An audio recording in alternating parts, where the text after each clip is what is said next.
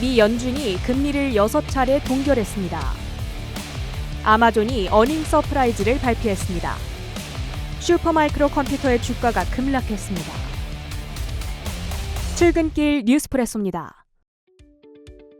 간밤 미증시를 움직인 최대 이벤트, 연준의 FOMC 회의 결과부터 정리합니다. 한마디로 정리하자면 충격은 없었지만 축제도 아니었다입니다. The FOMC decided to leave our policy interest rate unchanged and to continue to reduce our securities holdings, though at a slower pace. However, in recent months, inflation has shown a lack of further progress toward our 2% objective, and we remain highly attentive to inflation risks. The committee decided at today's meeting to maintain the target range for the federal funds rate at 5.25% to 5.5%. 먼저 통화정책 내용입니다. 시장이 예상했던 대로였는데요. 연방기금금리 목표치를 기존의 5.25%에서 5.5%로 6차례 동결키로 결정했습니다.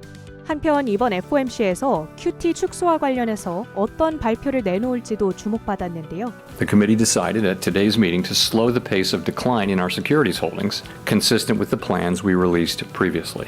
Specifically, the cap on Treasury redemptions will be lowered from the current $60 billion per month to $25 billion per month as of June 1. Consistent with the committee's intention to hold primarily Treasury securities in the longer run. 드디어 대차대조표 축소 속도 조절에 나설 거란 발표입니다. 다음 달인 6월부터 미 국채에 대한 월 상환 한도를 기존 600억 달러에서 250억 달러로 줄이겠다는 계획입니다. 즉 시중 유동성을 흡수하는 속도를 줄이겠다는 통화 완화적인 움직임을 시작한 겁니다.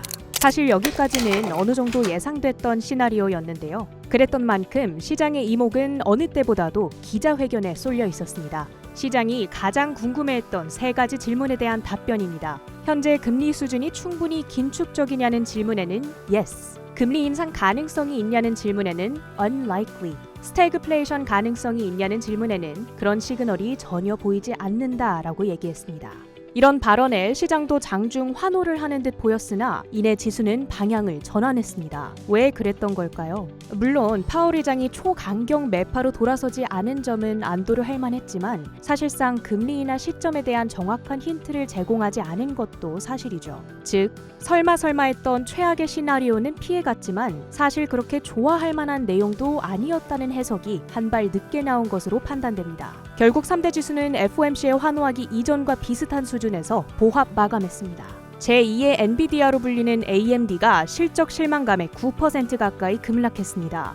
호실적이긴 했지만 어닝 서프라이즈가 아니었다는 데 실망감이 나타났습니다. 세계 최대 스마트폰 칩 제조사 퀄컴이 강력한 분기 실적과 가이던스를 제시하며 시간의 거래에서 반등합니다. 온라인 중고차 플랫폼 카바나의 1분기 매출이 급증하며 시간의 거래에서 주가 30% 가까이 폭등합니다. 출근길 뉴스프레소, 주목할 만한 헤드라인도 살펴보시죠.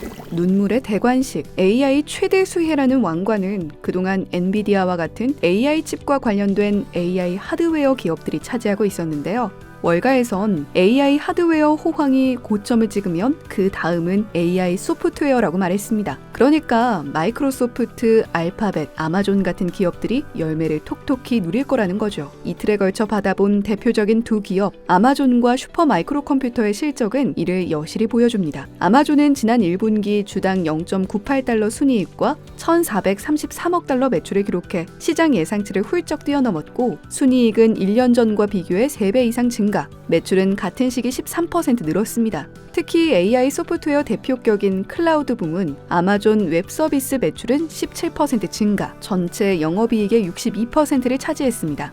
가이던스가 조금 아쉽긴 했어도 이렇게 수익성이 확인되고 있는 AI 부문에 대한 투자 확대로 인한 것이라는 설명까지 놓치지 않으면서 주가는 실적 발표 이후 상승세를 이어가고 있죠. 하지만 AI 열풍의 또 다른 수혜주, 데이터 서버 제조업체인 슈퍼마이크로컴퓨터는 순이익은 괜찮았지만 매출의 경우 전년보다 200%나 늘었음에도 불구하고 높아져 버린 시장의 기대에는 못 미쳤습니다. 가이던스도 시장 예상을 상회했는데 지난해 700%나 오른 주가를 만족시키기엔 부족했다는 거겠죠.